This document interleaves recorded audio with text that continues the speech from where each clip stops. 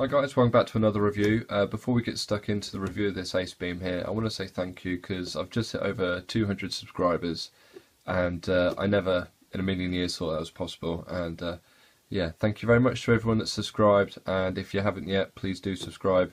It does mean a hell of a lot, and it helps me bring you reviews and things like that. But anyway, enough of that, let's get stuck into this Acebeam K40M review. The M might as well stand for monster, but it actually stands for the MT-G LED that's in there. Comes in a very nice box, and these are the instructions. Very simple instructions, and there are the outputs and runtimes just there. Let me bring that into focus. There we go. I'm not going to repeat all that because I get quite bored of saying all these modes and settings. But there are 6 modes on this thing, and a rave mode. Comes with a warranty card. We've got a lanyard in here and the obligatory spare O-rings and rubber boot cap, and nice little holes there to store your 18650 batteries. It doesn't come with 18650s. They're you have to get your own. But when you pack this thing away, you have a spot to stash them, which I think is really quite cool. And there's the box. Let's put that to one side. And let's have a look at this thing. So it comes in a very nice Ripstop style pouch. There we go, belt loop there, fastener on the bottom, and some Velcro. Usual kind of thing, but this is actually quite good quality. Let's put that to one side as well. Now let's have a look at this monster. That's that big MT-G LED that I was on about. This one's made by Cree, like most of the good LEDs are.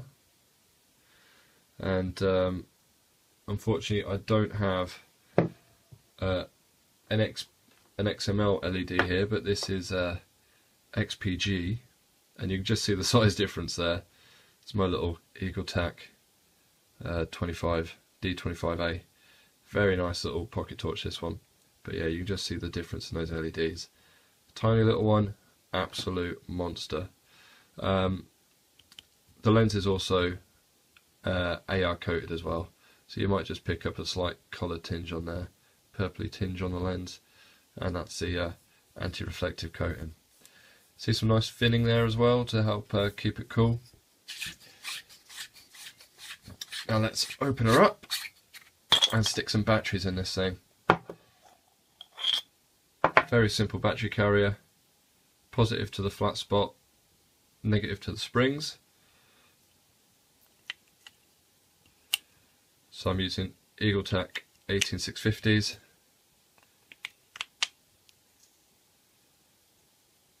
Now with this thing you do want to put the positives, the 2 positive ends down and 1 positive up when you slide it into the tube, and then you screw this thing together. Now you might be able to see that it looks a little weathered, and that's exactly how it should look. It's quite clever. That's how the Acebeam logo looks on the website, and they've actually been able to etch that kind of weathered detail into the light itself. Right, let's turn this on. Click the button on the back there, turns it on. We've got a very low mode there. We've got 6 other modes. Oh, there we go, that's the bad boy mode. And then we've got standby, and then we've got rave mode. Now when it is in the very low mode, you can actually look at it, and it looks very pretty.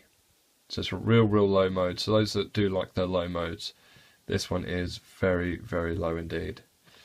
And then we've got our full 3000 lumens. This is the brightest light I own now, and it is just biblically bright. Real nice light. Now, as you can see, that is dead easy to use. Just click on the bottom and a twist of the selector ring to find your mode. And once you find a mode that you like, you can just keep it on there and click it off, on and off at the back. So dead simple to use. But otherwise, a very nice, solid, clever little light. Well, I say little light. It's a big light. It's huge. But when you need a bright light, and this is the sort of thing you're after, I can highly recommend this. Okay, what more should I say? So I have noticed when you do extended runs on this and this thing gets really quite hot, it does flash twice at you. I think that's probably just a warning to tell you to turn it down, or possibly that batteries are getting a little bit low. So, but yeah, it seems to give this flash twice, which is kind of cool, really. I mean, you don't want these things running for too long, and I think sometimes, especially if you're wearing gloves, you might easily forget that this thing is getting quite hot. So there we go. Here's some beam shots. That church is about 100 meters away. And hopefully these beam shots do this like some justice, because it's always a bit tricky doing beam shots. But we can see that it's the low modes are really quite low, and that high mode is really quite high. It's a real bright light, this thing, definitely quite a monster. And I hope you've liked this review, and if you have, please like and subscribe, and I will see you next time.